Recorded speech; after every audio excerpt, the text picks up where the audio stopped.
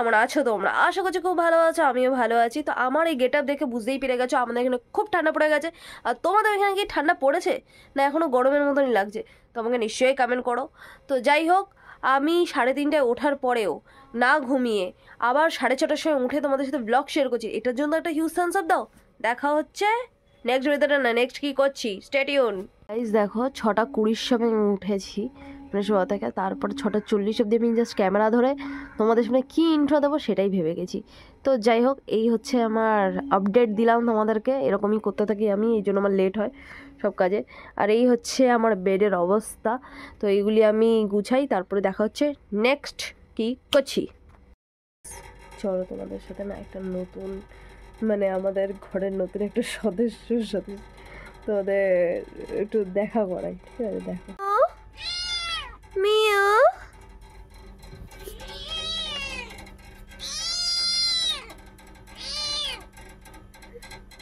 তো আমি এদেরকে এখানে ঘুম পাড়িয়ে দিয়েছি, তারপরে আমি যাচ্ছি আমার নেক্সট কাজে, দেখতে থাকো, stay tune. This is my bed, look guys.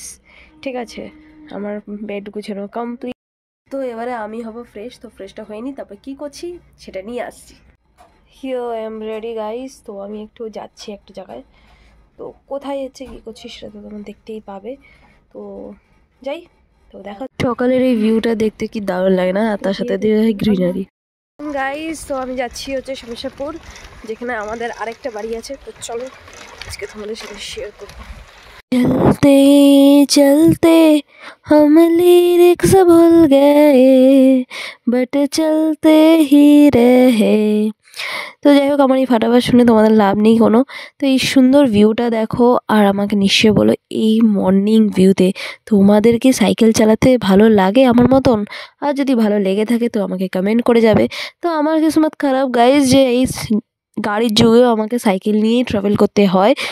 একে আমি সাইকেল চালাতে ভালোবাসি, বাট যাই হোক, অল ওভার এসব বকর ছাড়ো আর এই সুন্দর ভিউটা এনজয় করো। তো তোমাদের সাথে গল্প করতে করতে আমি চলে আসলাম আমাদের আরেকটা বাড়িতে, মানে মিনি রাজমহল আমাদের জন্য। তো দেখতে থাকো। তো এই হচ্ছে আমার গোডাউন। এখন এই গোডাউনে আপাতত কেউ নেই, সবাই গেছে ফিল্ডে কাজ করতে উইথ মাই ফাদার। তো এখানে আমি এসছি এখন। হোয়াট, ও সরি, ওটা আয়না। আমি ভাবছি আর মনে হয় দেয়ালটা কেউ কেটে দিয়েছে। যাই হোক, তো গাইস এখানে আর কি দেখানো হচ্ছে, পুরো মেসি হয়ে আছে। তো আমি এখানে এসছি, এই যে there is our mini godown, not big godown, অনেক বিগ গোডাউন। তো অনেক মেসি হয়ে আছে গাইস, এত দেখিয়ে লাভ নেই। তো চলো আমি যা নিতে এসেছি তা নিই আর ফটাফট এখান থেকে ভাগি। I am guys. তো দেখতে পাচ্ছ গাইস, গেটটা দেখে না উফ, নিজেকে কি না কি মনে হচ্ছে আমার। তাই যাই হোক, যে জিনিসগুলি নেবার ছিল নিয়ে নিয়েছি, এবারে বাড়ি যাব, মানে বাজার যাব, তারপরে বাড়ি যাব। তো দেখতে থাকো, স্টে টিউন। বাজার ইজ ডান গাইস। বাজার থেকে তো চলে এসেছি, বাট এক্সারসাইজ তো হয়নি আমার। ওয়েট গাইস, কি এসছে মেসেজ একটা, যেমন কথা তেমন কাজ। তো এখানে এক্সারসাইজ করতে আমি বসে পড়েছি, ফ্রি হ্যান্ড এক্সারসাইজগুলি করবো তোমাদেরকে আমি যেমন বলেছিলাম।